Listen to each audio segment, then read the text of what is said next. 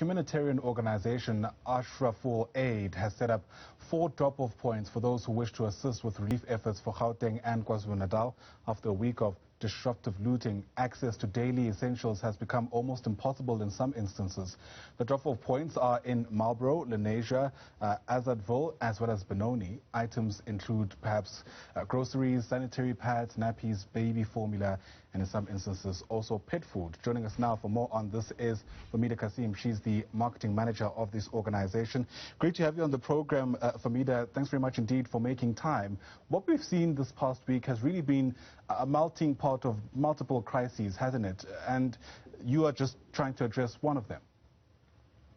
Yes, definitely. Ayanda, the situation on the ground is quite dire at the moment, so we're hoping that we can receive a lot of aid from everyone out there who can assist here in Johannesburg, so that we have items dropped off at our drop-off points. If you want actually details of where the drop-off points are, then you can let me know, and I can mention it now on TV also. Since you've raised it, go ahead. Okay, so the drop-off point 1 is in Marlborough. It's at 14 Zinnia Drive, Marlborough Gardens. And drop-off 2 is in Lenasia. That's at 21 Turtle Dove Avenue, extension 1 in Lenasia. And the other drop-off, the third drop-off, is in Azadville, number 4 Taj Mahal Street in Azadville. And the fourth drop-off point is at Shoe Empire on 34 North Rand in Boksburg.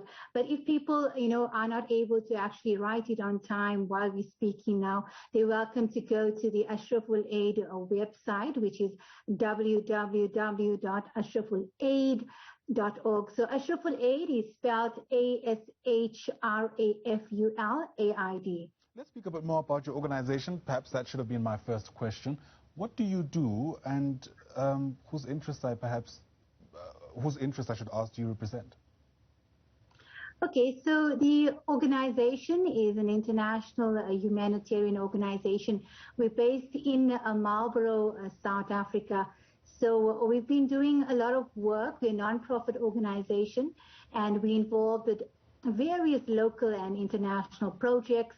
And, we've been constantly striving to support the needs of communities for over 25 years. We also do work here in South Africa. We're busy with soup feeding at the moment. Winter warmth. We're collecting items for tents, for blankets, to feed and soup for the homeless people on the streets. Recently, we went to Joburg CBD and we provided tents to people in the Johannesburg CBD area.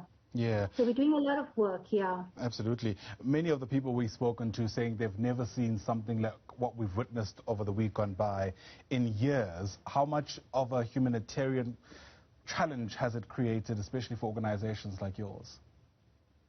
Okay, so the situation at the moment in KZN, obviously it's the first time we've been faced with such a massive,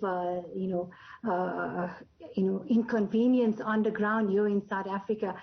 So it's just been a nightmare because, logistically we have to make sure we get the items safely to different points without, people trying to see the items and without getting our items, the trucks looted. But thankfully, we were able to get, Fly CMA and AMS to help us transport some of the items.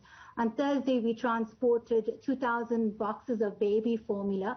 They were donated by Sanulac, thankfully, and they were air transported with the help of AMS. So the baby formula has been distributed through local organizations already. And on Friday, yesterday, with the help of Fly CMA, we transported at least 8 tons of items for distribution, and those items were grocery items also. So today and tomorrow, we're distributing in Tongaat and parts of Phoenix. What we're doing is, Ayenda, we're going through local community leaders who have already set up the infrastructure to distribute. And what we're also going to do, today, we're sending 2 tons of baby formula, and those will be distributed through local organizations again.